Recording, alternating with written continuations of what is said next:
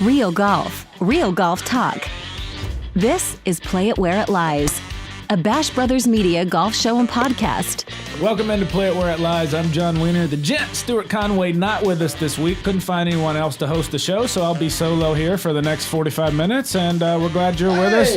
What's going on? Are we playing from the tips or what? Let's get this done. Oh, it's Hackin Hank. Oh, man. It's Hackin Hank. Good to see you. Oh, what Hackin Hank, what are you doing here? Oh, I heard we're playing some golf today. Is that right? We are talking golf on Play It Where It Lies. You look ready to go. Oh, man, I am really ready to go because I've been listening to the show for a while. I'm hearing these horrendous takes, these bad picks. It's good to finally be in the seat to get a chance to set some things straight around here. Hackin Hank, our director, the star of the show behind the scenes, is now on the show. Welcome in to Play It Where It Lies. Thanks, it's good to be here. Who's even running this thing right now? Like, how is this all Obviously happening? not anyone to let you be on the show. No, it's good to be here. I'm excited. It's a good show. It's fun to talk golf with you here. We're gonna actually be doing this, Hackin Hank and Jon Wiener. Like, we're gonna be doing this Play It Where It Lies show like the next 45. You know what's funny is that if you weren't here and I was sitting here with Stuart, man, we would have some really good golf discussions right now. But you'd actually be able to like get some words in and yeah, have something. exactly. If you guys think I talk a lot and like go on and just ramble and these deep dives, wait until you get a load of Hackin Hank. yeah, but see, that's rambling. What I'm bringing you is knowledge. I'm bringing you the. Well, good I'm glad you're here. I'm glad you're here. Stuart the Jet Conway's out for a couple weeks, and I will say, know golf so well. You and I grew up playing it our whole lives, and we do nothing else other than like watch major tournaments and talk a lot about golf. So if we can't have the gent Stuart Conway, and we have to class it way down, we That's might true. as well bring in That's the true. Hackin Hank, That's and true. I'm glad you're here, man. Yeah, no, it's exciting. I'm ready. It's an exciting time for golf, and I'm ready to do it. All right, we're not actually playing though. I just thought maybe you needed, maybe you needed a little like demonstration or something. Show you some of that good hand action that I'd like to show you out there on the I've golf seen course. a lot of that hand action Yeah, right it's there. good. What you saw with the balls and clubs flying everywhere is mostly what you get from That's true. Hackin Hank, That's aptly true. named. That's But true. look, it's fun then. Let's get into Play It Where It Yeah, Lies. let's do it. Brendan Porath, SB Nation, talk about some guy who really knows golf, who will join the show that was scheduled and planned. Brendan Porath will be here, lead golf writer and editor for SB Nation. Does a terrific job, Hackin Hank, as you know, and excited to talk with Brendan. Of course, you can find the show at Bash Bros Media on Twitter. We're on Facebook.com/Bash Brothers Media. Podcast Play It Where It Lies. Just search that or Bash Brothers either. And driven by Gulf States golf cars, Highway 51 in Ridgeland. Does that cover it all? That's you it. kind of got to like make calls and do the show with me? Yeah, you got it. You should have gotten it by now, I think. Well, let's get into the tee shots, and like real quick, it's like here you are, and Henry, what I'm excited about this show is there is an element of sort of Play It Where It Lies. It's we have a lot of busy schedules. A lot of times there's big time tournaments going on. Not so much in the golf world. We were out at the Mississippi Hall of Fame one week, and no matter what, I get excited to, I think, deliver one of the best golf shows going, to our audience in terms of the stuff that we talk about, but also the fun we have, the tough questions that we ask, and excited to get your take on some things. Yeah, I mean, I'm really proud of the show that we're doing here. I think that you and Stuart really do a good job of not only talking about the type of, national stories, PGA stories, but making it relatable to the audience, talking about your own game. I'm here today to talk a little bit about what it's like to not shoot those low scores, what it's like to have no idea what you're doing out there on the golf course. So that's something. But you're also going to get your chance, though, because I just lob grenades and like pot shots and worm burners at you like every show, and you have to stay behind the camera and not be able. But now you get to cue it up. Yeah, that's right. This is my big. This It's is my like big me opportunity. waiting for. I've been waiting. It's for like my me waiting for opportunity. like whenever that fatal day you get married is, so I can just like give the speech and give like the all-time roast that I've been waiting my whole life for you. Wow, I know. Well, I hope you have a little. I better wait a while. You're Right? gonna I have got some more time to write on that joke. speech. Yeah. Well, let's re-tee it then. And speaking of the women's side of things, it's a heck of a topic for you to start off on your Play It Where It Lies debut here. It's amazing too that we've been together for so long and in this business, but have never actually done shows together. So I'm excited. The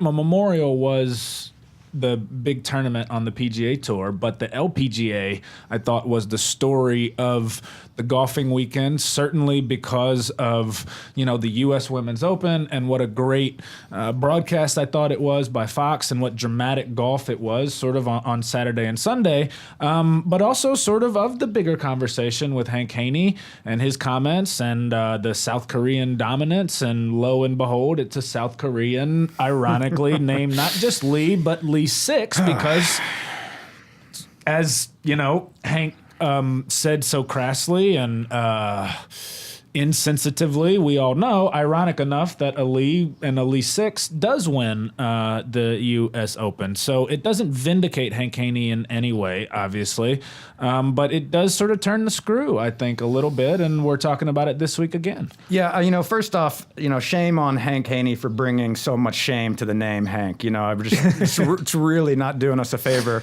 But yeah, I mean, it's an exciting tournament, and if I can like rank assholes like Hank Haney, Hack and Hank, like right behind. Well, him, I mean, you know, something about it. But, you know, it was an exciting weekend, and it is a little unfortunate that such great golf was overshadowed and detracted from all of the hullabaloo around that. Yeah. It is sort of stranger than fiction that after all of that, we had a Lee Six win it. Right, like it's not, and you don't want to like make a joke about it, and you don't want to give credence to, you know, what Haney said it anyway, but also it I don't know, didn't fail to be part of the story. Okay, well, look, the problem with what Hank Haney did is it's how you word things, right? Mm-hmm. You know, I'm not necessarily saying that he was trying to be disparaging of the tournament. But he was. But he was. He was. Okay, he was okay. entirely. Okay, fine. Yeah. So that's why he's being censored. That's why people are calling him out on it.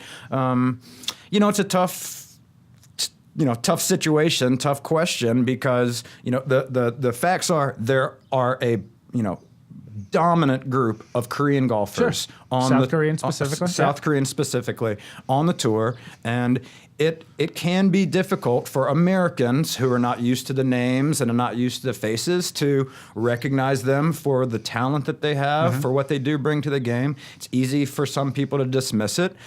He's wrong in what he said, how he talked about it. It doesn't necessarily mean that the LPGA right now is for everybody who's watching at home. Yeah. I think that, you know, if you watch the Fox Golf broadcast for 10 seconds, and we'll talk with Brendan Porath later in the show about it, you see what great individuals all these women are, and you see what great players that they are. And, you know, I don't, again, want to make this about Hank Haney, but for someone who's, you know, paid to be an expert and paid to give their insight in golf, to be so unknowing and also so I don't know what the word is, but to not only be unknowing, but to sort of overlook the fact that all of these women are great individuals who work their asses off and are playing at the top of their games, and give us, you know, what I thought was a much more exciting, like for all you want to say about the Memorial and, you know, how great the PGA Tour guys are, I thought the Women's Open by and large was just a lot more exciting. Well, I think the word that you had right was ignorant. And it's you cannot watch that tournament and not get excited, and not recognize the talent and also the personality. I mean, if you follow the Twitter feeds and Instagram feeds, these girls, these women are having fun. Yeah. They're exciting. Yeah. They have you know, character and pizzazz. Like everything is there. And so much diversity of story and background. It's like, you know, you see the block of South Korean women as, you know, there's like this idea that it's not diverse, but it couldn't be further from the truth when you looked at that leaderboard and saw the likes of everyone, you know, from Lexi Thompson to you know, I guess Boudier, the Canadian, and you know, then the South Koreans at the top of the leaderboard. It is I think it's immensely compelling, and I think in the end, what we saw from women's golf this week, and what we see, I think, every week as the broadcast gets better, as the players do get more known, and we see more of the personality, is it continues to sort of rise a little bit in players and fans' estimations. Right, and as the Hank Haneys of the world get out of the picture, and we're allowed to celebrate what is a really good product. Yeah, and you know, Stuart and I talked about it, I think, a few weeks ago in terms of Champions Tour versus LPGA. It's the LPGA going away for me in terms of what's more exciting and what's more, I don't know how you feel about that. Like, our some people in our family love the Champions Tour, but also the LPGA Tour, and I'm all in on the LPGA the more I get into it. Yeah, I mean, it's exemplified by the tournament this weekend, which was sensational. Yeah. Play it where it lies, bashbrothersmedia.com/PIWIL. You can give us a hashtag there as well, facebook.com/bashbrothersmedia. We're on YouTube every week as well. And if you're listening on the podcast version, again, you can find us wherever podcasts are, Bash Brothers and Play It Where It Lies. Play it, drop it, roll it, coming up soon. I know you're really ready. I am. You get so many of these wrong. I'm excited for my chance. Well, let's get something right. You got to Play It Where It Lies award for us. Yeah, and I'm... yes, the answer is yes. There's no retake here thing, man. I know you're behind the camera. You just press the button. I just have to fire away. Okay, it is Matt Kuchar. This thing is not as easy as I make it look, from this side of the camera. What do I do with my hands? Yeah, exactly. No, my Play It Where It Lies award goes to Matt Kuchar. I stumbled a little bit because I wasn't sure how to phrase it. Matt Kuchar gets an award for, as you have pointed out, the biggest heel turn in professional sports in recent memory. Pretty impressive, right? We're talking about 6 weeks. I saw someone say it was like he went from your favorite uncle to your creepy uncle in the space of like 6 weeks. So he gets my award. I do want to say this about Matt Kuchar. Or like the nice neighbor guy, real estate, who you eventually find out is like a bank fraud guy, and has skeletons. Yeah. Right, that it's all a charade. I think he's getting a bad rap. For those of you who didn't see what happened, there was a ruling controversy where Matt Kuchar's ball had plugged in someone else's plug. Was it his ball mark? Did he get relief? Did he get out relief? There's a whole scene there. Yeah. He has kept smiling through this whole thing. He has kept laughing. I know he's taking a lot of flack for how it's gone. I'm going to give him an award for all of that, for the heel turn, for keeping smiling. I'm waiting for where's the award in here for Kuchar, but I'm hearing it. I mean, it's a multifaceted award. He's getting both the awards for being a heel and smiling through the whole thing. Yeah. Leave it to Hackin to overcomplicate the simplest awards, but I feel you. I'm going to go with the same tournament, Boo Weekley. This was a cool story. First of all, here's a guy who's 45 years old who hasn't played golf really on PGA Tour in the last 2 years because of elbow injuries, a major cancer scare. Boo is not he's not the flat belly white belt fitness guy that you see a dime a dozen on tour now. Boo sort of North Florida guy, Southern. As he said, his regimen is, I think he said 12 wedges and 12 natty lights or something like that. So Boo goes out there after all of that this year, though, and he makes his third cut in 4 starts this year, which is pretty impressive, considering everything. But he was the last in the field on Sunday. He had made the cut, which, again, 45-year-old guy. He got an exemption, hadn't played much golf in a while, strikes it as well as anybody. He is that. You hear tour players talk about him like you hear, the Roy McAvoy language in Tin Cup, sort of, the old ball striker, with everything else, like nobody can strike that ball like Boo.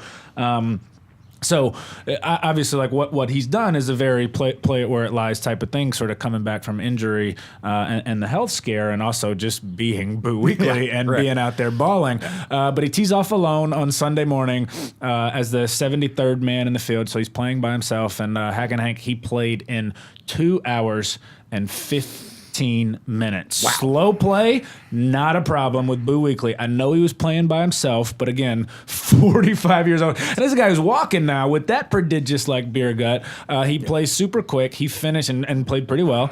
Jumped up the leaderboard and finished in, again, under 215, and was in the parking lot, they said, in holy jeans with beer and I think a Hawaiian shirt by 10:15. The next group was on the 13th hole. I mean, 215 is incredible for a local round here on a golf course when it's not busy. The fact that a PGA Tour player did it, and Boo Weekley, who, as we know, is not a fast dude, it's really amazing. Yeah. They said with Boo, is it the fastest that you played? And, something like that. He said, well, I reckon so, but I've never been in last place before. So it's good to see Boo Weekley, you know, back in the mix, and definitely a big-time Play It Where It Lies award for coming off an injury and playing. You love Boo Weekley. Boo Weekley is one of my favorite people on tour. I wish that, and we'll talk with Brendan about this, I wish that he was more of a factor on tour, because you talk about personality and relatability, you know, in a way that, like, John Daly is not, like we talked about. Like, Daly is, while people think he's so relatable, there's a huge screen between him and the public. He doesn't want that public eye. Boo's not out for it, but he is imminently what you see. Yeah. I love him too. So and Boo, I mean, I've seen him a few times, talked with him a few times. He came out to Annandale for, he was in the tournament, and I went out there. You know, I was covering it for Fox 40 when the tournament was the True South Classic, and I wanted to talk to Boo for a lot of reasons. And, you know, Boo's such a great quote, but, you know, being a man of the people in the South and everything, Boo was a great interview.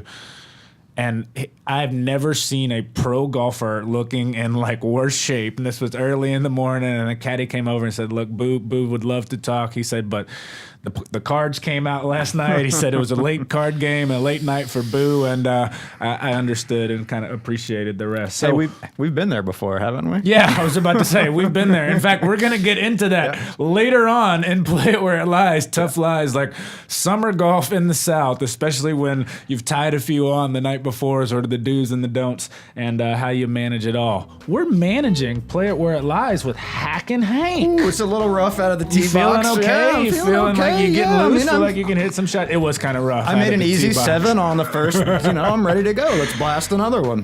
Keep the expectations low, right? And then that round You just got to have fun out there, right, guys? Well, look, we're going to have fun with Play It, Drop It, Roll It, everybody's favorite segment, coming up next on Play It Where It Lies. Golf puts you in tough spots. We play it where it lies. I'm Hackin Hank here with Jon Wiener on Play It Where It Lies, and Hackin Hank is right, man. You know, whoever gave you that moniker long ago, like it could. I think it was our guy Chuck Stinson. Big shout out to Chuck. Chuck has a way with the nicknames. He hit that one spot on. I cannot deny it. I am not the greatest golfer in the world, but man, I have fun out there. It wouldn't even matter if you were or weren't. It's all about like the personality and what works. You know what I mean? And like we're doing a show here, and like Hackin Hank fits. Man, I have played it where it lies my whole life. Okay, so well, let's play it. Let's play it, drop it, roll it. Play it, drop it, or roll it. And a reminder, Brendan Porath, SB Nation golf writer and editor, just a terrific job. I can't wait for that conversation. So much to get into, really, with the stuff that we talked about, with the U.S. Women's Open and the LPGA Tour, but certainly all the storylines from the Memorial and looking ahead to Pebble Beach and the U.S. Open. So we'll have some of that in here on Play It, Drop It, Roll It. So let's tee it up. We'll go local first, and we'll keep it in our game. Summer golf in the South.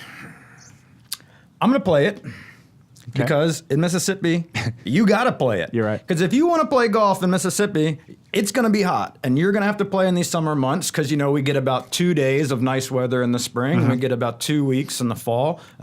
So, for those of us who want to keep playing, want to keep hacking it out there, there's not much choice other than to tee it up. So I'm going to play it. I'm going to roll it, man. Like, because if you don't do it, like, quite right, in terms of that heat, like, I with more and more to do today and probably less confidence in my golf game that it's going to be straight and down the fairway, like, the idea of, playing like early afternoon, like 95. Again, I'm not saying drop it because obviously you want to play golf, but, we were in a situation this weekend where like I rode it, you know what I mean? It was like we had our golf plans.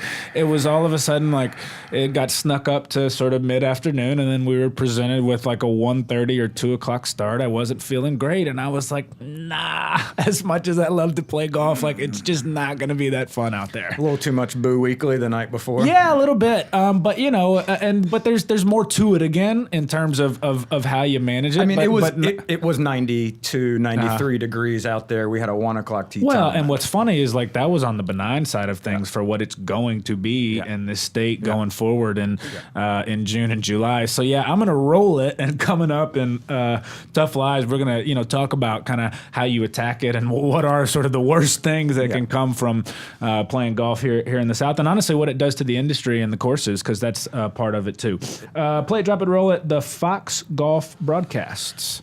I'm going to play this as well. You know, it's not for me as a behind the camera guy normally. It's not so much about the guys in the booth, who I think they do a good job. But I like all of the Fox stuff that they do. I know some people don't like the blimp cam and the tracer cam and stuff like that, but I'm really into the innovation in the golf world. There's so much new technology with the drones, with the high-speed cameras, with all this cool stuff that they can do. I want to see that innovation. I want to see cool camera stuff. I want to see stuff that I haven't seen on that stodgy CBS broadcast, and Fox is giving it to us. You're so right. Stodgy CBS broadcast comparing it to Fox. I can't play this anymore. I couldn't be like more play, literally hit play for the Fox broadcast. And what's funny is that like when Fox came on a few years ago, people said, "No, I'm not so sure." And I wouldn't have necessarily played it. I think Stuart and I talked about this 2-3 years ago. Like, how do we feel about Fox getting into the golf game? You talked about the innovation. They were really the first ones to use the shot tracer exclusively all the time, and it changed the way we watch golf television in terms of the shot tracer. That was a Fox innovation, essentially, in terms of like, we're going all the way with this. When you look at the LPGA broadcast, certainly, but just generally, Fox, they don't have as many commercials. There's not as much stuff going on where like we have to pay homage to like ourselves. You know, CBS is so much about Faldo and Vern and, you know, their own history. Fox kind of, as you said, could come in and be fresh and do great coverage and not worry about like satisfying all of these, you know, ideas, right, about what they should be. And the final thing with Fox is like they're just getting better. They're getting better all the time. And I saw a lot of people tweet, you know, and say, you know, and they've changed around the coverage. Like Joe Buck does a solid job. I'm with you. Sort of, I watch golf on silent sometimes with music going. It's not as much about the commentators, the commercial aspect of it, the flow of it, the visual innovation certainly is all Fox. But again, when you think about that, they've only had a few years to do this, and they only get 5, 6, 7 shots at it a year. Everyone, I think, wants even more Fox broadcasts. Yeah, they are undoubtedly a lot better than when they started a few years ago. Big time. And you know, it's fun. It's fresh. I like watching it. Me too. And by the way, big shout out to our guy Shane Bacon, man, who's been on with us, you know, on our various golf shows. You know, he was on Play It Where It Lies, I think 3-4 weeks ago. And that's here a great with us. example of what they're doing, right? It's not about having the same guys over and over again on the same holes. They're looking for people who are good. Yeah. They're looking for people who are exciting. Yeah. And they're doing that with Shane Bacon and others. Yeah, right. It's not all about like, you know, your big names and sort of who is the biggest draw. Right. And you know, again, I think when you look at it from like a market perspective, anytime there's only sort of one or two, anytime you have like the monopolies and the monoliths, when you can have a new competitor on that changes things up, they have to look for sort of fresh voices. And I get it. We like Fox. It's I wouldn't, you know, strange to say. Yeah. So play it, drop it, roll it. I'm liking this question. Jordan Spieth's chances at the U.S. Open at Pebble Beach in 2 weeks. I'm going to play it, and I wouldn't have necessarily said it like, 6-8 weeks ago. I generally am like, you know, bet on Jordan Spieth for the majors more often than not because he's Spieth. Like, let's not kid anybody in terms of his pedigree. But he has been playing so poorly in recent months and putting so poorly that you wonder, well, he can't really play with these big guys if he's not rolling the rock the way he is. But you look at the performance at Bethpage, you look at the way he played at Memorial. If Spieth's on form, he's one of the toughest to beat in the world. I'm playing it. I'm also playing this big time. You know, you talked about he's got that weapon, and he didn't have a great tournament. He shot a 66 in his opening round, and we saw that Spieth putter magic. Yeah, walking it in. Was pouring it in like we used to saw. He does pour it in, it's doesn't just he? Unbelievable. Like, no, just like the way the ball goes in the hole. Yeah, he wasn't just making putts. We saw that same sort of Spieth putting magic for a few days out there at the Memorial, and I just think, you know, he was a few rounds short, 18 holes of being able to keep that going to compete in that tournament. Man, if he can do that at Pebble Beach, watch out. And Pebble is, you know, ideally, and I think we make too much of kind of how courses play and who they set up for. Generally, the guys who hit it the furthest and you know, have the best short games win everywhere. Yeah. Tiger, Jack, Brooks, Phil, you know, the whole deal. Yeah. Wow, Tiger, Jack, and Brooks came in there immediately, and we'll talk about that again with Brendan especially, like, you know, how Koepka projects for Pebble, but it's not a 7,700-yard golf course. The greens are smaller. It plays tougher. So yeah, I'm going to play it with Spieth. And it's funny, you talked about pouring it in. Like, it makes you think of basketball shooters. Like, there are guys who make shots, and then there are shooters, and the ball goes in you know what I mean? Hits the rim and hits the net just a little bit different. Like when you see even Clay and Curry, like the way the ball goes in, and Durant, Kawhi, the way the ball pours in for Spieth is just, it's not like anyone else. I look at it like this. People say Adam Scott's not a good putter. Hideki Matsuyama, not a good putter. They're fine putters. They're very good putters. They make a huge percentage of their putts. They don't putt it like Spieth putts it. Yeah. There's a big difference right. between guys who get around the course and they make the putts where they have to, and what Spieth can do when he gets on fire. Yeah, it's a great point. Let's get Haney. We've talked enough about him, and we will continue to talk about him with Brendan Porath. And yeah, Hank should just get skipped for those nine comments. It's a shame. And then like doubles down. I mean, I thought it was the right conversation to have. It's like you hate that, at the start of the show, it's like you hate Haney comes so into it, but it was anyone, again, watching, like, that was the story, and then you kind of had to account for it all over again, like it would have been a non-issue. But it was the story, but let's move on. Speaking of moving on or not, first tee mulligans. Play it, drop it, roll it. Like in our game, the first This is tee going mulligans. to me first. I have I never. don't know how you could not. I have never wanted to play it on a play it, drop it, roll it so badly. As first tee mulligan. As a first tee mulligan, as a guy who absolutely needs that second shot off the first tee, let me tell you, everyone should be playing a first tee mulligan. It's a local rule everywhere in the country as far as Hackin Hank is concerned. Why is it so important for you? Is it about like just that you are going to need two balls, or is it like the confidence that it gives you, the security, like when you step up there and hit the first one? I don't know. I actually think there's sort of a way, it's sort of difficult to find that driver swing. And as a person who's not always like super prompt to the tee time, who's not That's out there. That's it for me, man. It's like I just don't get to hit a lot of they're balls. They're not working it out. And for me, I don't play the same type of drive. I'm not always fading it. I'm not always drawing it. Yeah. It's slicing, it's hooking. I don't know. So sometimes I need to hit one just to see which way it's going that way. And then I can hit my next one and try to account for that. So yes, as a amateur golfer, as a hack out there, like, come on, you need that first ball. No, I'm with you. I'll play it also. I've actually played in games and groups around here where it was serious enough where they said, no first tee mulligans. Okay, that's fine. I'll take it. But we're all about, a friendly game. Yeah. It's like, I would just say this, play it on the first tee mulligans, but like after that, the like 10th hole mulligan and the 1 per 9. Yeah. Like, what game are we playing? Because we're not playing it where it lies. What else we got? Well, okay. Next up, we got play it, drop it, roll it. In honor of Stuart the Gent, Patrick Cantlay as a PGA Tour star. And in honor of his memorial win. I mean, the guy went out and shot 19 under at Muirfield, but I'm going to drop this one. No, I'm not buying it. Like, Patrick Cantlay's good. He's talented. The point is just like, where is Patrick Cantlay different than Cameron Champ, or you insert name in terms of like this great, up and coming star? Like, I mean, maybe, but maybe not. I mean, Cantlay's terrific. They all are. I'm stopping short of being like Cantlay is going to be the guy to, we've seen this, just like Daniel Berger, and then there's a good Thomas Peters. Yeah. It's another great example of guys you're like, nope, they're going to be stars, and well, maybe, but it's a difficult game, and it takes a special few. I'm not sure that Patrick Cantlay's there yet. I'm mega dropping this. Okay. I really think that these guys are coming and going on the PGA Tour like never before. I mean, even a guy like Jason Day. Yeah, I mean, we just look at these guys. They get so hot. They get so good. They win so many tournaments. And it is so hard to keep that going in your own golf game.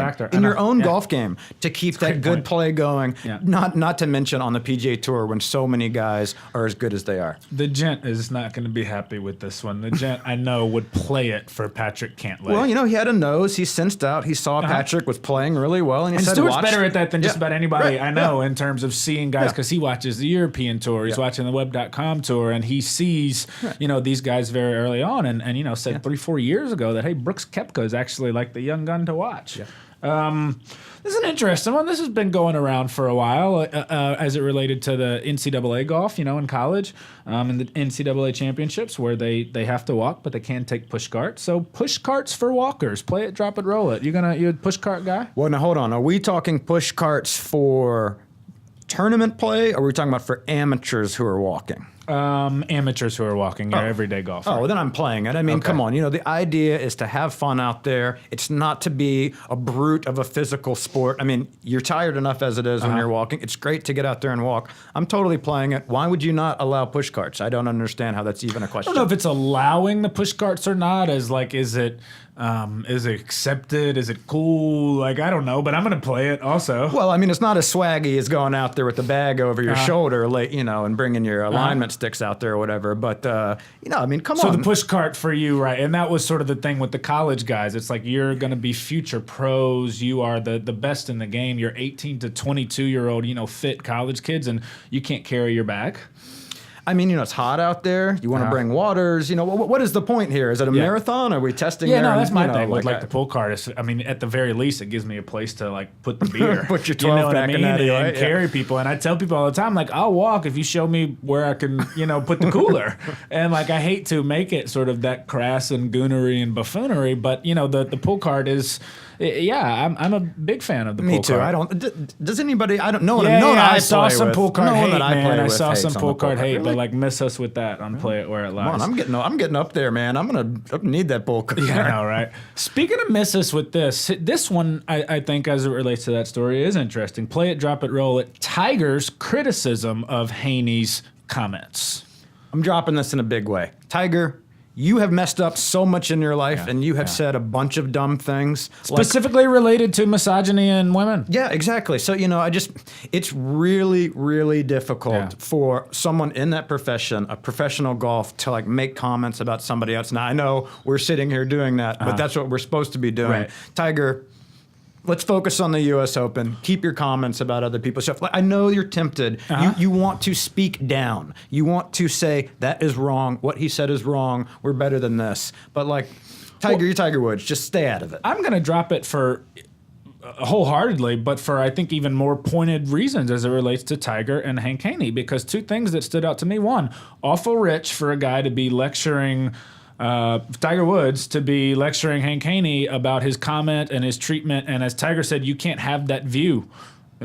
Wait a second. What in terms of Tiger's own history with womanizing and, you know, again, people have their faults and mistakes, but Tiger of all people is not who I'm trying to hear like lecture about the morality and like perception of women in golf. And the second thing is you just couldn't help but like feel that sort of personal pettiness from Tiger, that it was just a chance for him to bury Hank Haney. And no one drops the mic at the press conferences like Tiger. It was a chance for him to really just, it was on a tee to bury Hank Haney after everything that, you know, has happened with them since their split. I just want to look at the flip side a little bit. Okay. I'm still dropping it, which is to say that these days with Twitter and social media and all of the people who get to say stuff and fake news and all sorts of stuff like that, some people, and I'm not sure I disagree with them, think it's really important that people like Tiger Woods would call this out and say no. That the top of the game, the biggest names, it's important for them to condemn it. It's important that everyone at the top, the big people who people listen to and pay attention to, will go out and say, but do you this think is that wrong. like Tiger's taking that stance for like the good of the game and like as the role model on tour and as the voice, someone that Tiger has never given two shits about, you know what I mean? And this is the right thing to do as the voice of the tour. No one has been less interested in being like the voice for right on tour and being a role model on a spokesperson. This Tiger, that's what I'm getting at. This was, to me, exclusively, entirely about Tiger and Haney's sort of own, you know, beef, I think, at this point. And I mean, they asked Tiger on the podium, what's he going to say, though? It's a good point. You know, and we want our guys to be on, but this just seemed very disingenuous for Tiger from all the things that I'm talking about. Like of all people here, like it's one thing if Jack, you know what I mean, comes out a loving, devoted husband to Barbara for 5 decades, but Tiger, who, you know, was like running through waitresses at Perkins like quicker than I'm getting a little cowpoke in there, you know what I mean? It's like miss me with that. Yeah. Well, I mean, you know, I agree with you, and we'll just leave it at that. Last one, play it, drop it, roll it. This is an interesting one. I know you went up to New York a couple weeks ago, bachelor party. You guys played some golf. Yeah, you took Stuart's yeah. advice. That's right. And Stuart told you guys, we talked about, you know, the bachelor party advice, and the gent said, a knowing, sort of all-knowing gent, said, my advice is play your golf early. And you guys had an experience with that, I think, in terms of the first round versus second round. Well, we played golf on Thursday and Friday, and had a great round on Thursday, man. It was really fun. First round, yeah, we like were fresh. Everybody was good. We were loving life. Fresh we were as spring swinging it. chickens. Woo, that second round was hard on Friday, and if we'd have had a tee time on Saturday, we were not making it. So we took Stuart's advice and played early, and it worked out. So you guys, the second day, played a links style course, the links at Unionvale. I've played it before. I thought it was miserable, but it is a nice course and nice condition. But one of the reasons is this whole links style course. So I'm in the USA, play it, drop it, roll it, links style courses. I'm actually going to play this. Now, I know that you have some qualms about link style. Yeah, they're not I'm really dropping the hell out of links it. and they're I'm fake dropping the and hell all out that of stuff. it. Okay, but I'm going to play it, and I'm going to tell you why. Please do. Because I want to play different courses, and I want to play different style courses. That's the beauty of golf for a hack like me, is to get to go to different courses. Water, sand, desert, link style. And I don't... frankly, don't have that Stuart Conway money to fly to Scotland and Ireland. Yeah, just go tee it up at Turnberry for a weekend. Like, oh, great, I want to play some link style course. Let me get on the old course. No, I like that there are courses that are different, that are not target golf, that aren't always, you know, blast your drive over the water and then hit it to the big fluffy green. I enjoy that there are courses out there. Now, it doesn't necessarily mean it's my favorite course, but I like that those courses exist, and I will play them. I think that's a fair point, and it's a good one. It's a little bit like more big picture, because I'm with you. I do appreciate, you know, the trying the variety and the diversity in golf, playing a different course. That's the beauty of the game for me. Is basketball, you know, no matter where you go, it's 94 feet, and the surface is going to be the same. Football and even baseball, golf, every shot, every place, every lie is always different and new. So, okay, that's true. But as far as link style courses go, and that idea, you know, as we know it, I'm going to drop it, and pretty wholeheartedly. It ultimately like comes down to false advertising, in a way. I just like what makes links golf. And in my experience overseas, and then playing link style courses over here, is the weather and the elements. Is that no matter how you are going to try to create the terrain, the thing that makes links golf great is actually the elements and the differing elements on a different day, the wind, the rain, the temperature and everything else.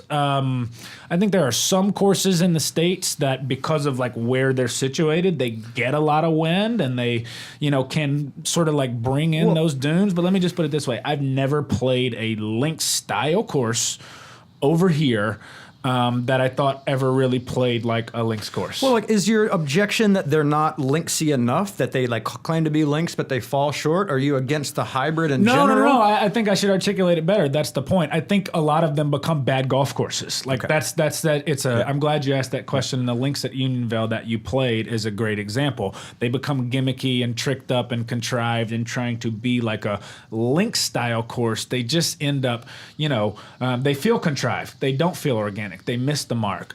So I think that it's a good kind of distinction there. It's not like they don't end up being, they're not linksy enough. It's just a lot of times they're not good golf courses because you can't create that links atmosphere no matter what you try to do. And then it just ends up being like whack golf. Yeah, I understand. I mean, you know? We have played, you and I, some link style courses that I really enjoyed. So, I mean, I understand what you're saying. You know, and also, and for what it's worth, you know, the links style courses. I mean, when you play links courses over there, they're incredibly hard. they're so hard with the weather and the elements and the fescue and the runningness of the fairways and the difficulties of the green. And I think when you certainly try to create that course over here, you end up creating a course that becomes unnecessarily hard. What I do like about the modern day, Mossy Oak is a good example. There are links style elements to it with the run-ups to the green and the huge putts, and we're seeing it in the minimalist design. It's a very links concept. It's not links courses.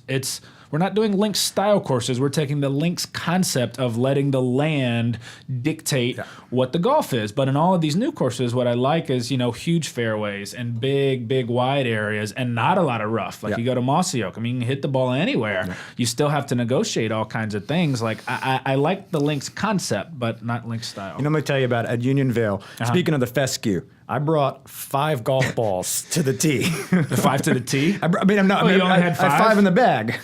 Which was I could have hit that. I could have told you the over under on that. Which was a little bit of a mistake for the fescue. I was looking for bar and some balls for my friends. You ended up playing a pink lady. I ended up playing a pink ladies Titleist for the rest of the round. Should we go? Let's go bonus play it, drop it, roll it, pink ladies.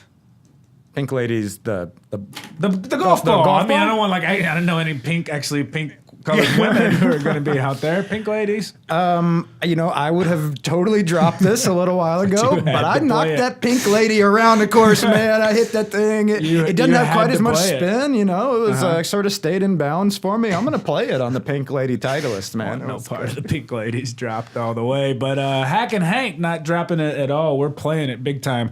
Play it where it lies. The gent Stuart Conway's out. We're glad you're with us and really excited to welcome in SB Nation's editor, lead golf writer Brendan Porath next. Coming up. The good, the bad, the hard in golf. We roll on Play It Where It Lies. I'm Jon Wiener alongside Hackin Hank, my man, and happy to welcome into the group on the show Brendan Porath. He's the editor, lead golf writer at SB Nation. We talked about his John Daly piece a couple weeks ago, and great to have Brendan on the show. Brendan, how you doing? I'm great. Thanks for having me on, guys. Appreciate it. Yeah, man. Well, we're coming off the Memorial Tournament and, always a big event. And the U.S. Women's Open was going on Sunday, which I actually watched more of than the Memorial. But there in the final round, Tiger excites early. Martin Keimer sort of crumbles late, and then Patrick Cantlay closes. What'd you make of the final round there at Muirfield?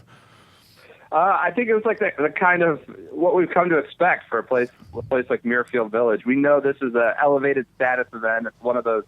It's very hard. It's a crowded schedule, so you kind of got to pick and choose your spots on what sticks out in this schedule. And Memorial is always going to be one. They now have the purse that's commensurate with that.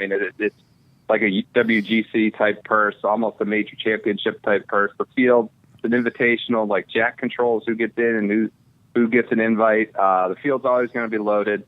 So I think Sunday kind of played out. We saw some major championship winners, guys like Adam Scott, Martin Keimer, and then these young studs. Patrick Cantlay, for all intents and purposes, is going to be one of these guys that's around major championships in places like a Muirfield Village or WGC events. Like, he is a stud. He had a little bit of, a speed bump, I guess, along the way, and some personal tragedy and injuries.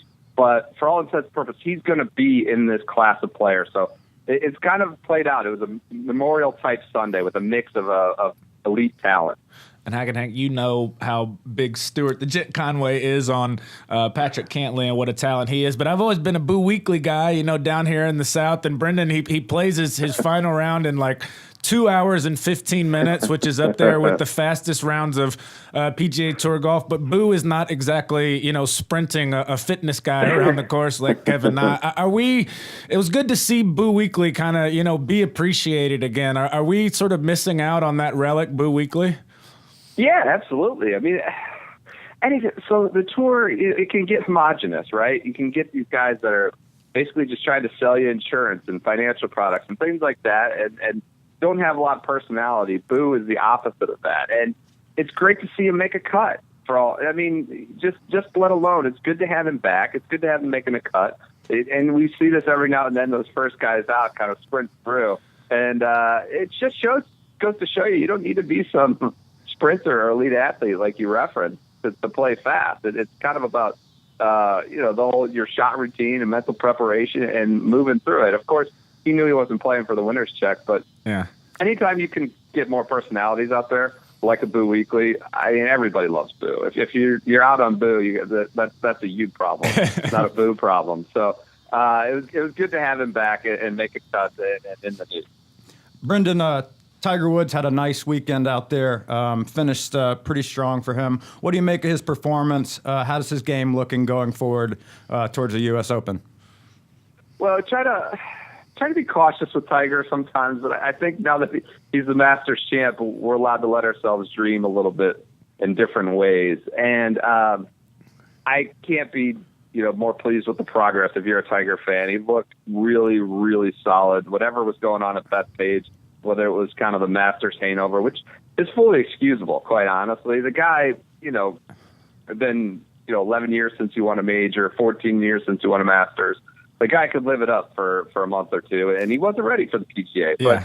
But Memorial, he said so himself, I think to Golf TV after the round. He goes, I have those Masters feels back, that swing. And he referenced kind of a specific swing thought and swing move with his right hip and kind of get locked up. He goes, as long as I am like this, I am good to go. This is how I felt at the Masters, and we saw it kind of play out on the scoreboard. It's one thing to talk about it, but we saw it play out on the scorecard.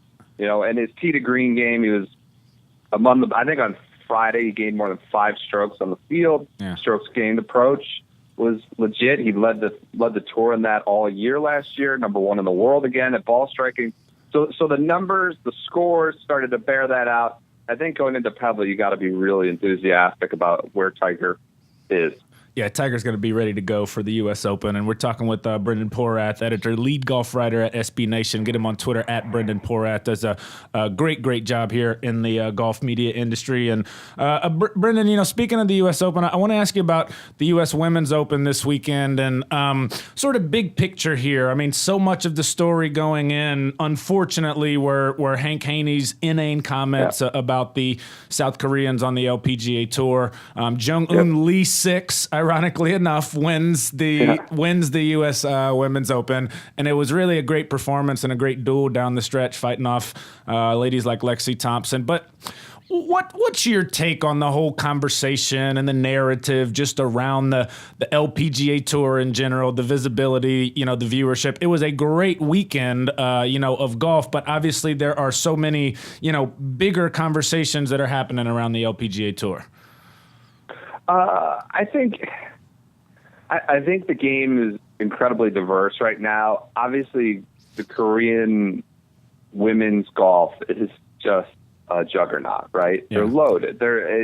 It's wildly popular there, and they have a drive that is taking many of those girls to the highest levels years later of the professional game. We saw it again. Jung-Un Lee 6 was a rookie, but she's dominated over in Korea. Yeah. I think there's always going to be, the LPGA is going to appeal to certain people and it won't to others. And it may not be as popular as the men's game, but that doesn't mean it's what's not happening is really good, great golf. And then I think if you're an amateur golfer and you're a weekend hacker, that game looks much more like something that you can relate to. I'm not saying you have a chance. Yeah. To beat the women's golfer at all. They will kick your butt. But I think the style and the way they play and using the ground and having to play the course instead of just bombing it 360 yards and then, just hacking it out with whatever, a wedge or a 9-iron or something like Brooks Koepka does. You are not approaching anything that is a different game. That's a totally different game. And I think what the success of this weekend was success. The golf I thought was really ugly on Sunday. I think Fox brought that out as well, just saying this. There was a lot of poor golf going on down the stretch, but the Country Club of Charleston was just kind of a classic venue, something that you could relate, some sort of a different, creative, interesting architecture, and the golf that was played on it was fascinating to watch, much more so than I thought Memorial. I thought just the style of golf was much more interesting. And there's always going to be, there's always going to be those Hank Haney's comments were so out of line and completely idiotic. And the fact that a Korean won with a 6 in her name doesn't, vindicate anything he said. It just he wasn't making a prediction. He was saying he was unprepared and didn't know any names and didn't know the course or any. Not knowing the course or that a major was going on, I think he doesn't have much to lean on with that. But then I watched Lee Six after the round do her interview, and she's speaking Korean. I don't understand a word of it. She wouldn't understand a word of me, talking. We probably have nothing in common. And she breaks down crying. I don't know what she's saying, but she starts break down crying. I can relate to that. I can kind of understand that emotion of that. That hit me. I didn't know what she was saying, but she was crying. And then you hear that her dad was a truck driver, and he was he's paralyzed from the waist down because he was trying to do a shift all through the night, drive his truck, and he got in an accident. And so she is the only source of income for her family. So what she's saying, I cannot understand, but her story is incredibly powerful and relatable. So I think we just need to dig a little deeper. Maybe your dad's a truck driver, or you have family hardships, or you have to provide for your family. We just need to dig a little deeper beyond, understand they don't speak English or they come from a different country. Yeah, you hit the nail on the head with all of that, Brendan, and the emotional moment afterwards with her interpreter then breaking down in tears, who, she obviously has been linked with for so long. It was just a terrific moment. Yeah, it was really cool. Brendan, I'm curious to ask you about another distraction story this week. Something I found particularly interesting was the Matt Kuchar drama that played out again with referees, with officials, and with replay. What's your sort of take on that situation and how all that went down? I thought it was really illuminating into Kuchar and what he was trying to get out of it. I thought it was kind of disgraceful the way he went about it. I'm not sure. He might have had a beef in terms of, I don't know that it wasn't his original ball mark. I think he might have been led astray there by the TV guy who said it landed, 5-6 yards back. But the content and style and form and tone of his entire argument was extremely off-putting. Asking for a second opinion, asking for a third opinion, trying to argue against basic laws of nature and physics that you're not making a second pitch mark on the bounce, and it didn't bounce off a cart path, right? It hit in the fairway, bounced less than a foot in the air, and it wasn't making a second pitch mark. And it's holding up play 10, 15 minutes. And it's all on camera. They got all the audio. And I think just the way he argued and the persistence with which he argued, and then obviously the substance of his argument that there was some sort of second pitch mark was not a good look for Kuchar. I'm not sure, though, that it wasn't his original pitch mark, though. Had he just gone with that and insisted, but again, there was a local, the TV guy may have led him astray there. Either way, the way he argued and what he was trying to argue was a horrible look, I think, for Kuchar. I don't think Vince McMahon could have scripted a better heel turn in his history than what's happened with Matt Kuchar this year. I mean, it's amazing. Right. It's bizarre. It's kind of wild. I mean, he's always been the smiling, gregarious player. You hear anecdotes from people like Tiger and Phil and all the Ryder Cuppers and President's Cuppers say he's like the funniest guy in the room and gives everybody the needle better than anyone. But the tipping story was not a good look. And this, again, had people pretty fired up on Friday night. Well, speaking of someone who is not smiling and gregarious, Dustin Johnson, in the news, he splits with his coach, Claude Harmon. And without getting too much into what's going on with his swing coach, Brendan, I get an idea that DJ, especially with what Brooks Koepka is doing, who has just routinely now for the last 2 years beaten Dustin Johnson on Sunday and just become really a better version of Dustin Johnson. Are you sensing any, I don't know if crisis mode is the right term to use for DJ, but what is going on with him, you think, right now in his career, sort of still sitting on one major and continuing again to not really be able to close the door on the weekends? Yeah, crisis mode might be too strong. I know it's kind of like the burden of success. I always talk about this. We expect more from some of these guys. Probably had a Hall of Fame career. The Hall of Fame, guidelines for golf are a little more lenient and ambiguous. But he's won 20 times. That's an incredible accomplishment. Yeah. But it gets back to the burden of success. We see that talent. We see he's been number one in the world for so long. We see him win so many WGCs against stacked fields. We want to see it at major championships, right? And we've seen him in the top 5 or in first place, on the back 9. And it just feels like one major is not commensurate with the talent and even the success we've seen. And it's obviously the complete opposite of a Brooks, who has won only twice on the PGA Tour. He's got more majors than he's got 4 majors, and he's won at Phoenix Open, and I think he won the CJ Cup last fall, the event in Korea there. So it's really the opposite, and it's the way it is. We assign, whether it's media, it's players, it's coaches, it's kind of in the organizations in the game. The majors, whether it's fair or not, are the ones that we count and carry so much more weight. And for Brooks, I mean, you see Brooks kind of zooming past him, and it was crystallized last year when they played together at Shinnecock. Yeah.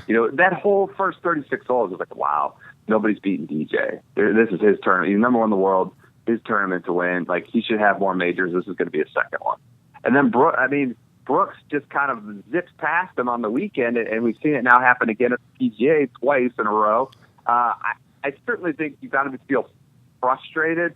It's so hard to bag on a guy who's number one in the world and has 20 PGA Tour wins. That's a total that I mean, it's going to be incredibly rare to see as the modern tour gets deeper and deeper and deeper. Just 20 wins, let alone Tiger going for 82. I mean, we're never ever going to see that, but 20 is going to be increasingly rare, I think, as it gets deeper. But that's the burden of success. We want to see it done more at a major, especially when he's been close at so many more. Well, Brendan, we're going to see DJ and Tiger and Brooks Koepka and Matt Kuchar in a couple of weeks at the U.S. Open. I'm curious, though, to get your opinion. It's been about 10 years since we've seen Pebble Beach host the Open. Where does Pebble lie for you as an Open venue, and what are you looking forward to out of the course in a couple of weeks? Pebble, as an Open venue, man, there's so many good ones. I'd say it's among the top 5. I think a lot of people put it as like a natural home, like a St. Andrews type for the U.S. Open. I don't know that I'd rate it that high. Uh-huh. I would like to see some restoration work done on the course. I think, really? But I think, what it looked like in the early 1900s and the mid-century is what it should look like now. But again, when you have packed play all day and people paying $500, it's going to be hard to shut down your course for a year or 6 months. That's a lot of money you're leaving on the table. So it's kind of it's like a no-win situation to have them do serious work for the course. But that aside, I mean, it's a natural U.S. Open venue. It should always be in the rotation. Every 10 years seems like a good interval, maybe even shorter. I don't think I would put it ahead of like a Shinnecock or an Oakmont. I think those would kind of be my top U.S. Open venues, but I'm really fired up to see this test. And I think we're going to see something where it's not like the 7,600 or 7,800 yard course, right? It is a shorter course. There's only so much room where they can go. They've moved some tees around, but it's closer to 7,000 yards. So it kind of brings everyone into it. You don't have to hammer driver. The rough's going to be thick. The fairways are going to be narrow, but you can hit like a 2-iron. You can hit, a 3-wood or something smaller. So we could see talents like Jordan Spieth, who, he had a top 10 finish, but he could not compete with a Koepka type or a bomber at a Bethpage where you had to hit it really, really far. And it bodes well for Tiger, right? We saw Tiger at Augusta figure out, use that fairway finder, right? Hit that baby cut, which he was alluding to at Memorial Sunday, feeling like he had that back. It bodes really well for Tiger where he doesn't feel like he has to just absolutely nuke a driver 300 plus yards to stay in it. He can use a driving iron or a hybrid 3-wood, whatever it is, and get in the fairway and then use that ball striking game, which again is number one in the world. Again, it's hard to say. He's 43. He's not just back to playing great golf. He's the best at the thing that made him the best of all time.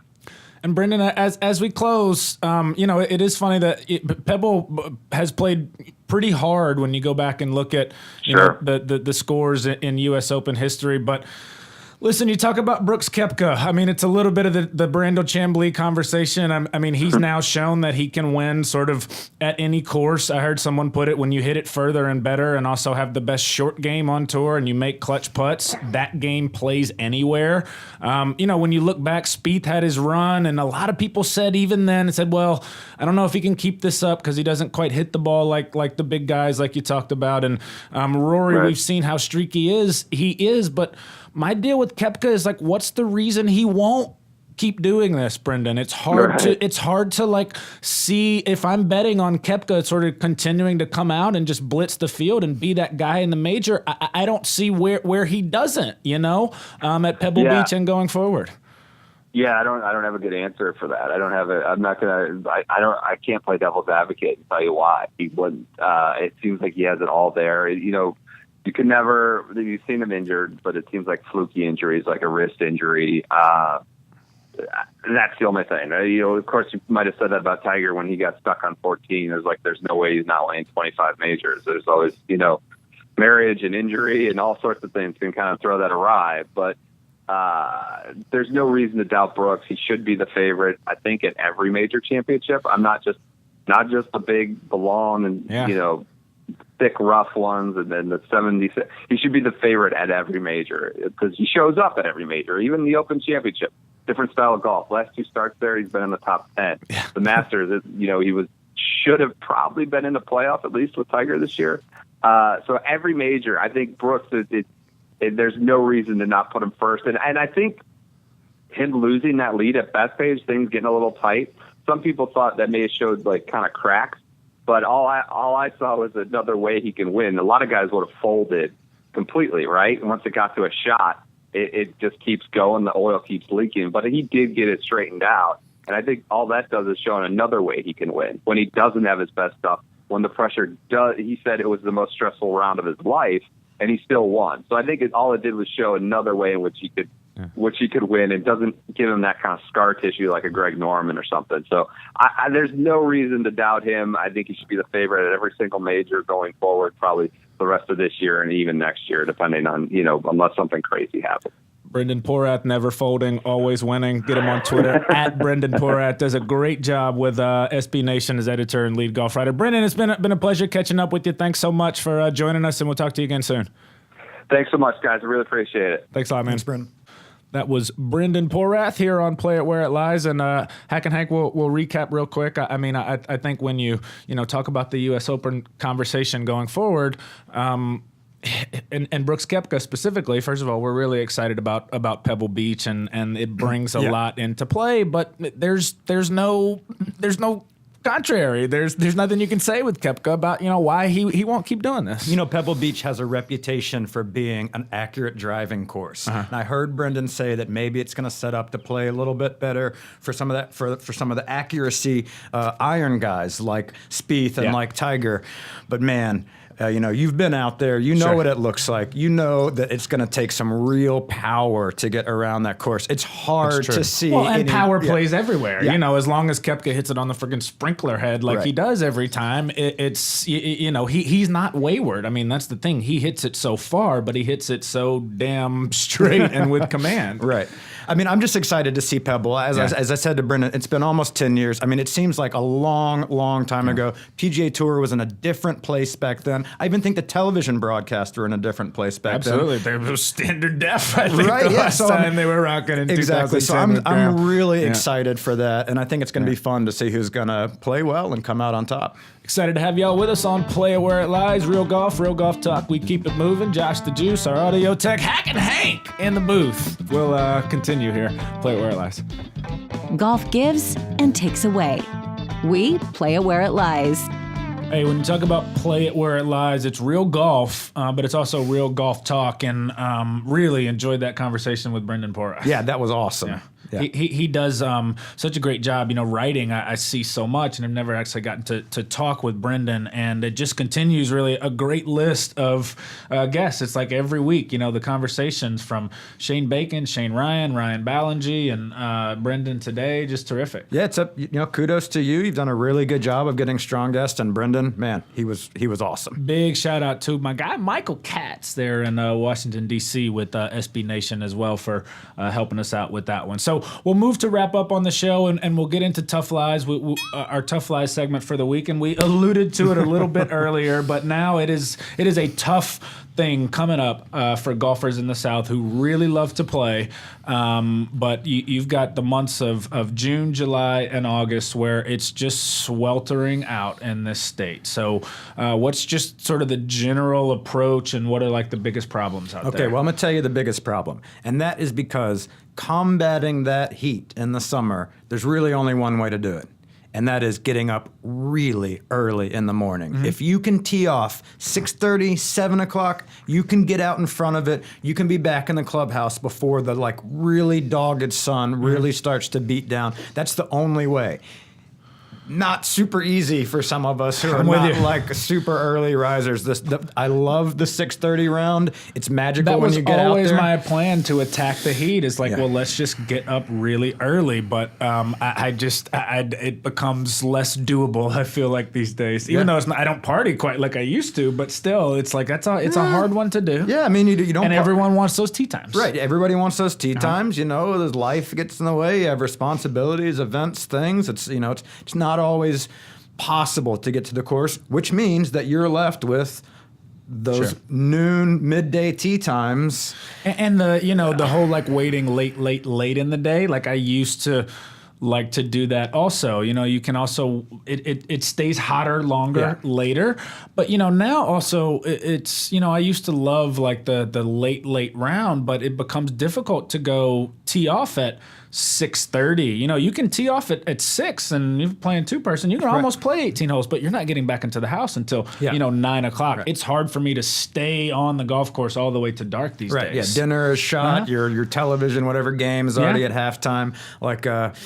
The morning round is the way to go. But really, so the timing now is tough. So we've established that we can't attack it either that way. So what's next? Look. My point is, you got to suck it up, right? There's really nothing to do. There is a period of 3-4 months here in Mississippi where the only golf you're going to play is hot golf. Mm-hmm. And, you're going to have to get in the cart. You're going to have to try to hit it straight. You're going to get that breeze when you push the pedal on the golf cart. That's pretty much. Remember playing in Myrtle Beach at True Blue, and it was so hot, and just driving up and down the fairway to generate the breeze in the cart. Yeah, there's nothing to do but to sort of make it happen. I'm not so sure. One thing is, obviously it's a problem for us here on at Bash Brothers, stay hydrated. Maybe trade one of those tequilas or Colsons or bourbons. Or you drinking tequila? Whatever else. No, I don't. I mean, the night before. But certainly, stay hydrated. It's a great place. I'll go drink beer in the sun, but it will just bury you really quickly out there. The sort of 4 or 5, beers in the 3 o'clock sun. So certainly, staying hydrated is one. Henry, I really. I talk with people like Rick Cleveland's a good example, the Gov, Mississippi Hall of Famer, friend of the program. He said, I put my clubs up. He said, because so many people in this state, the one advantage here is, whereas a lot of people in the Northeast, this is when you have to get your golf in. It's sort over of before in August, September. In Mississippi, the best time to play, there's no doubt about it, is the fall, is September and October. So, if you're a big golfer, and because then a lot of times there aren't as many people on the course because everyone, is doing the football thing. So, if you're a big golfer, maybe take that month vacation in July, go to the beach where you're not playing golf. You know what I mean? Do things to all these other things you want to do in your life when you can't, but you always want to play golf. Take that big summer vacation and then, make your golf plans for, hey, we're going to attack it at the end in September. You're saying no.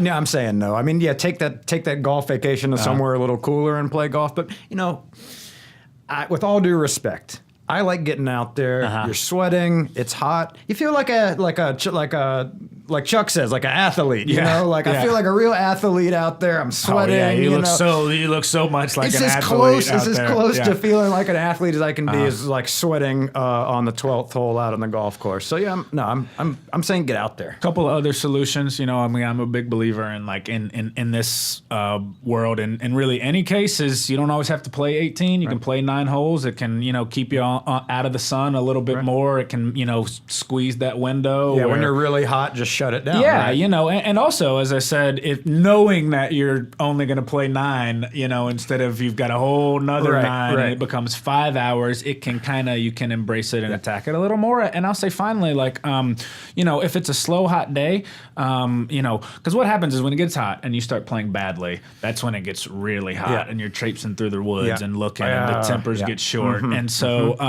I think people don't play scrambles enough. I think everyone just wants to go out and like play their own ball. But if you're in a foursome and it's really hot and none of you are like having a great time, maybe play together as a team. You know what I mean? Play a scramble. Yeah. And so I think that throw that in not a bad every idea. once in a while. A little 9-hole scramble. Things to kind of again because it's all about enjoyability. Yeah, let Hackin Hank hit some shots. Anchor for team, you. anchor we go. player I'll right just here. Go first. But seriously, like like I always say, like life's too short for shitty golf, and like if it can be tiring and frustrating and like wearing to play bad golf and be really hot. And so a lot of times, switch it up, maybe, play a scramble or something. You are powder soft. I just want to throw that. Muffin soft. I do. I felt soft. Like yesterday, we were coming back from Baton Rouge, and I was How have we done this whole segment without talking about yesterday? Because I'm going to throw you under the bus. This is here. Okay, I'm speak standing on here. it. This is my I should. opportunity to You say. should. You should. I'm trying I to say should get buried we for had this. a tea time yesterday, and somebody at this table, not me. I'm not going to name any names, but it's one of the two of us, and it's not me. Oh yeah, sure. Was Just like, not able to you were get just fresh and themselves ready. was not able to get themselves in a position to make it to that tea time.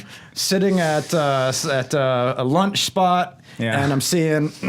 I know you could see it I'm coming. seeing, Couldn't you? We drove past the course. We were already past it. On I-55. Shenanigans. I'm surprised you This didn't. guy. I'm surprised you didn't give me more. This guy. I'm surprised you didn't give me more shit. I know. talks about I all thought I this was really gonna get it nonsense. from you. Oh, I think you man. really Come sensed like on. my actual pain. But yeah, I know. I felt bad for you. You look like Boo Weekly. I felt like Boo Weekly, and but that was like kind of what made me think about it. I'm like, John, like I'm rarely a guy like maybe 5-6 times in my life that I can think of where like I have a tee time and like I'm available to play and I'm just like, nah, I don't want to go out there and play golf like I did. I felt like it was a real letdown. I felt like I let myself down there. Baton Rouge has a way of doing that. Baton to Rouge people, got me, I man. think, yeah. We did 3 baseball games in 2 days, the NCAA regional run. Yeah. But yeah, the combination of Is a that late why? night. Is that why LSU's golf team is not as strong? Perhaps. Nah, LSU's golf team's pretty darn it's strong. pretty strong. All of their athletics are strong down there. They have a way of kind of making it work on both ends.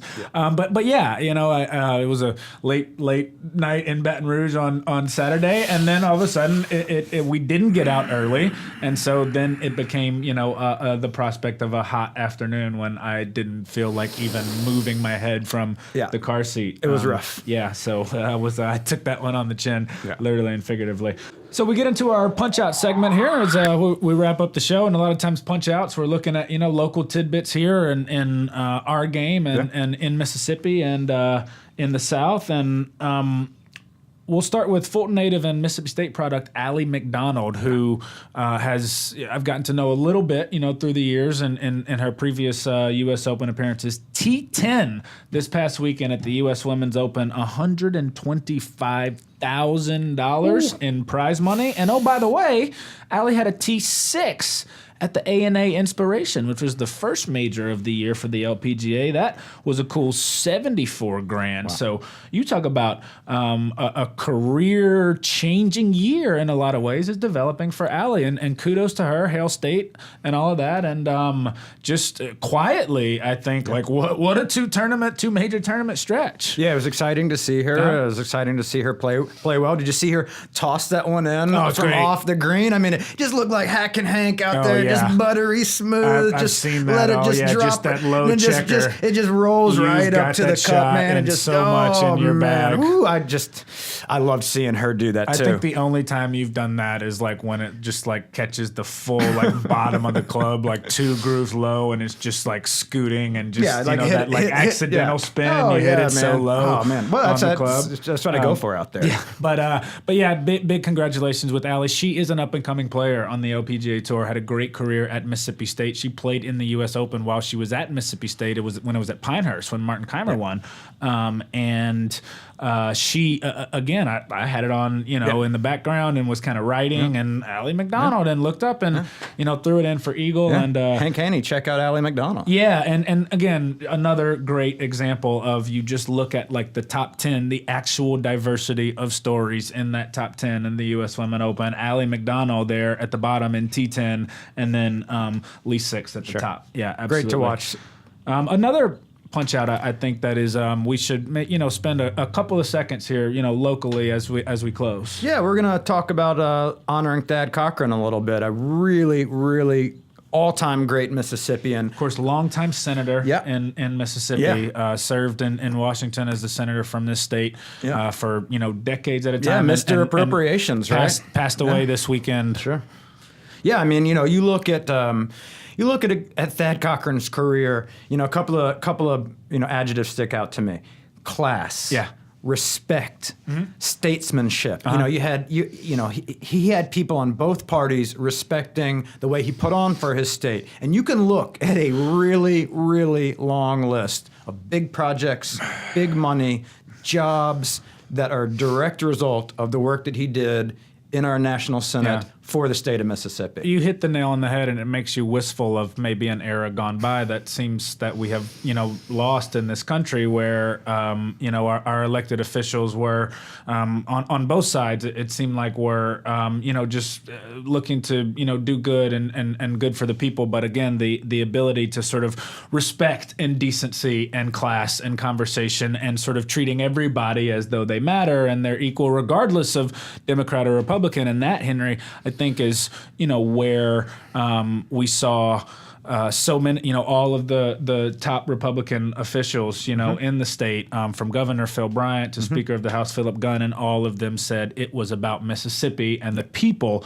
of Mississippi for Thad Cochran on every side. And that kind of, in his passing, I also think made you, feel good and have some hope for people. Yeah, I mean, it made you feel have some good. Hope for people. I mean, yeah, exactly. I mean, hope for people.